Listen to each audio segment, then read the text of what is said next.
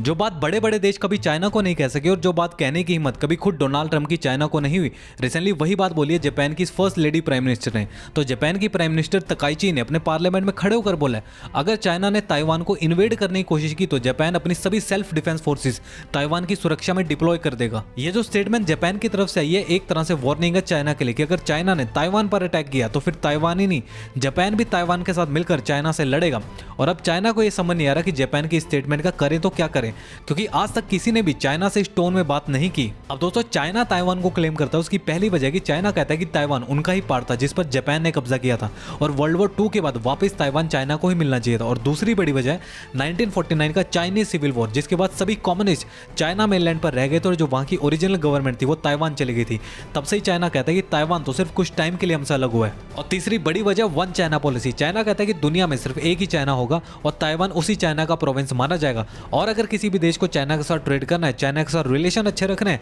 तो उन्हें भी ताइवान को चाइना का ही पार्ट मानना पड़ेगा। और अब जापान ने जो उनका सेनकाकू आइलैंड है वहां पर मिसाइल्स लगाना शुरू कर दिया और दूसरी तरफ चाइना ने भी अपने सिटीजन्स को एडवाइस किए कि जापान जाना बंद कर दो, जिसके बाद काफी चाइनीज ने अपने ट्रिप्स कैंसिल कर दिए और चाइना ने जो जापान से सी फूड इंपोर्ट हो रहा था उसे भी सस्पेंड कर दिया। तो आने वाले दिनों में दोनों ही देशों के बीच टेंशन काफी एस्केलेट होने वाली है।